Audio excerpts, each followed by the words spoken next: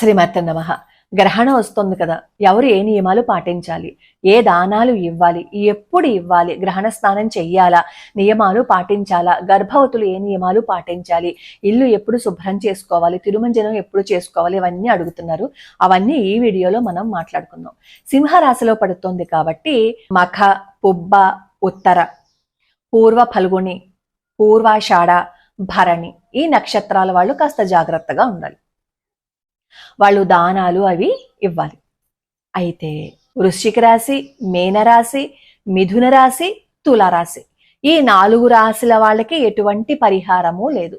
మిగతా రాసులన్నీ కూడా పరిహారం చేసుకోవాలి. పరిహారము అంటే భయపడిపోవాల్సిన అవసరం లేదు. ముందు ఆ విషయాన్ని గుర్తుపెట్టుకోండి. పరిహారము అంటే దాన సమర్పణ చేసుకోవాలన్నమాట. ఏదైనా దానం చెయ్యాలి. ఏం దానం చెయ్యాలి?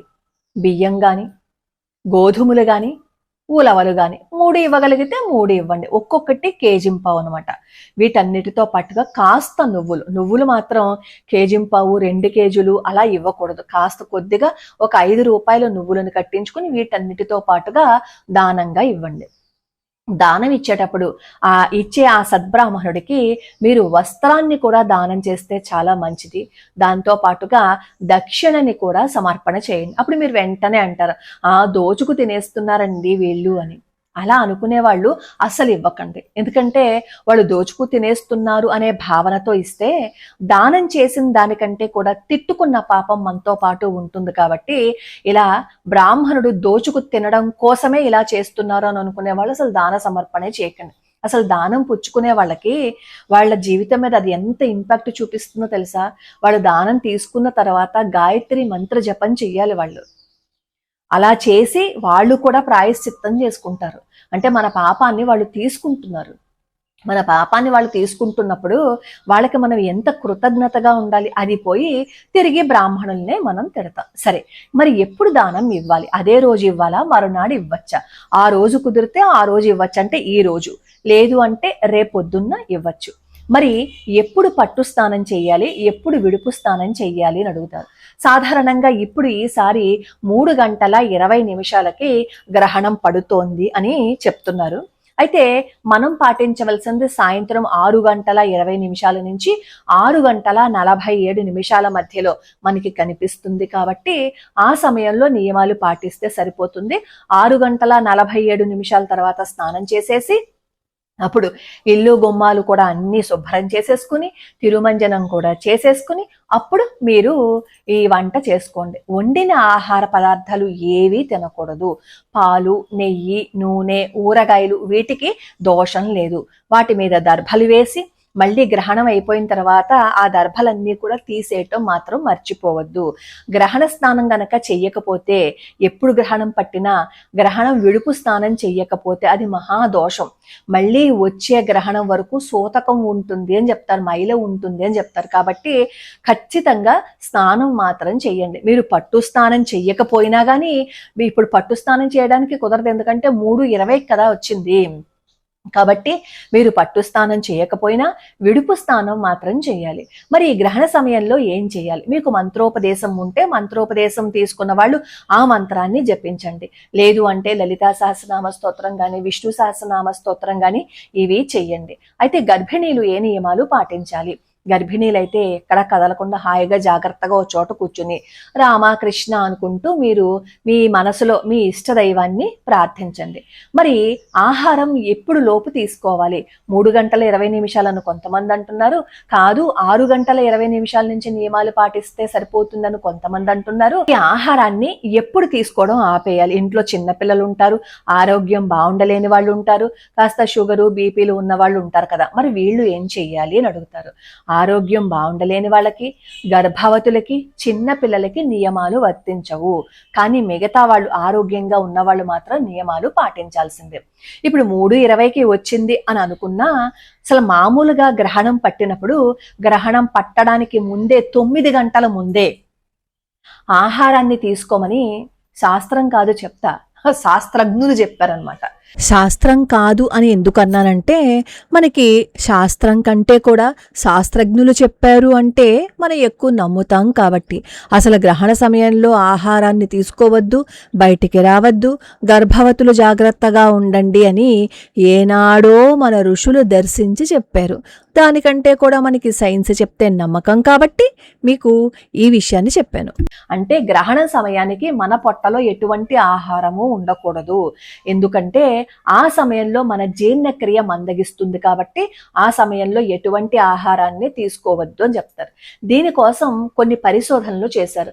విక్రమ్ సరభాయ్ అని ఒక విజ్ఞాన సంస్థ ఉంది కదా, రీసెర్చ్ సెంటర్, వాళ్ళు, అపర్ణ సక్సేనా, గోస్వామి గారు, ఇలా ఎంతో మంది శాస్త్రజ్ఞులు ఈ గ్రహణ సమయంలో, ముఖ్యంగా ఈ సూర్యగ్రహణం వచ్చిన సమయంలో పరిశోధనలు జరిపితే వాళ్ళు ఏం చేశారు అంటే ఈ గర్భధారణ చేసిన ఎలుకల మీద పరిశోధన చేశారు.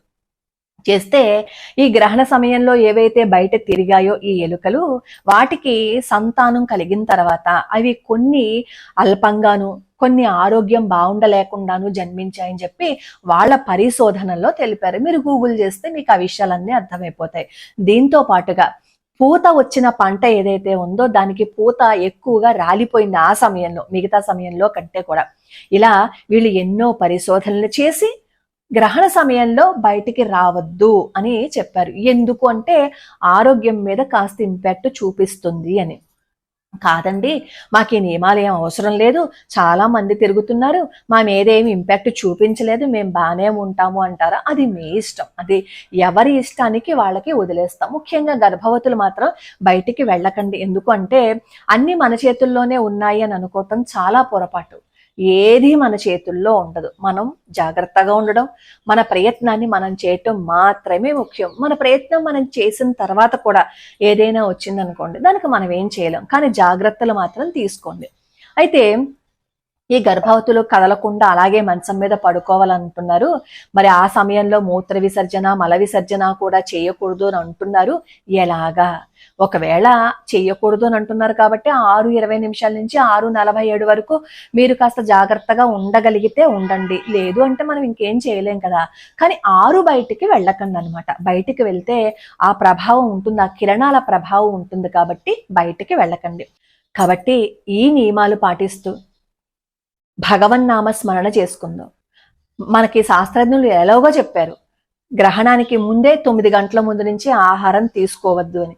3:20కి పట్టింది, ఎంత 6 గంటలకి పట్టినా 9 గంటల ముందు అంటే మనం దాదాపుగా 12 గంటలకే భోజనం చేసేస్తే సరిపోతుంది. ఈ గర్భవతులకి, పాలు తాగే చిన్నపిల్లలకి, వాళ్ళకి నియమాలు పెద్దగా అవసరం లేదు. వాళ్ళు కూడా బాగా కఠినమైన అంటే అరగని ఆహార పదార్థాలు తీసుకునే కంటే కాస్త పాలో ఏవో వాటిని ద్రవ పదార్థాలను తీసుకున్నామని అనుకోండి, డైజెషన్ ప్రాబ్లం ఉండదన్నమాట. ఇంపాక్ట్ మన మీద చూపిస్తుంది కాబట్టే ఆహారాన్ని తీసుకోవద్దు అంటారు. ఒక చిన్న ఉదాహరణ చెప్పాలి అంటే అమావాస్యకి పౌర్ణమికి ఆ ప్రభావం సముద్రం మీద పడుతుందా? సముద్రం ఎంత అల్లకల్లోలంగా ఉంటుంది, మనకి ఎదురుగుండా లైవ్ ఎగ్జాంపుల్ కనిపిస్తుంది. మరి సముద్రం మీద కూడా ఆ ప్రభావం కనిపిస్తుంది అంటే మనుషులం, మన శరీరం దాదాపుగా ఒక 70% నీటితో నిండి ఉంది. అలాంటిది మన శరీరం మీద గ్రహణ ప్రభావం ఉండదా చెప్పండి?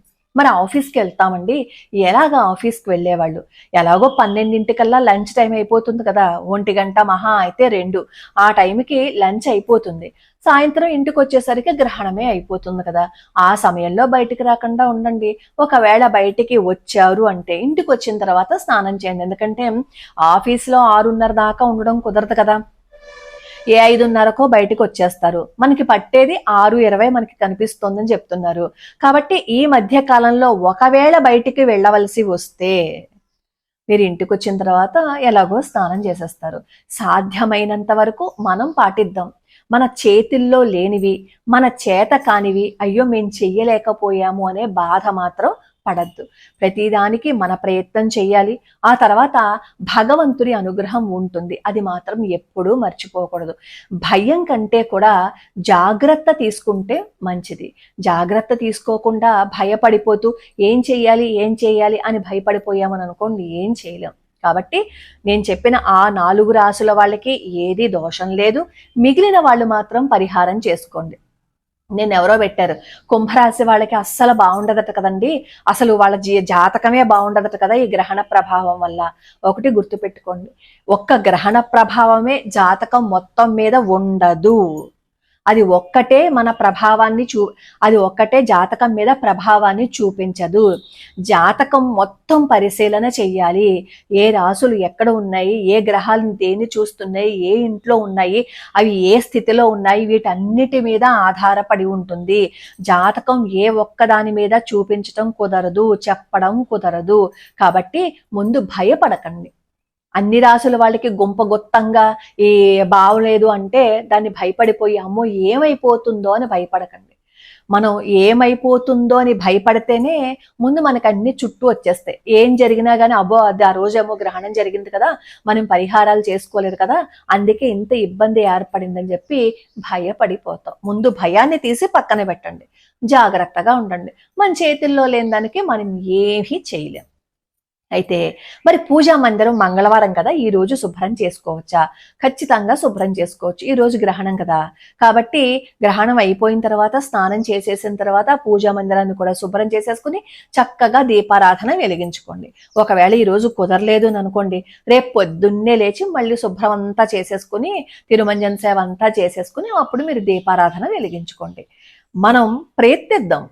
చేతిలో లేని దాన్ని ఆలోచించద్దు, బాధపడద్దు, భయపడద్దు. లోకా సమస్తా సుఖినో భవంతు, సర్వే జనా సుఖినో భవంతు.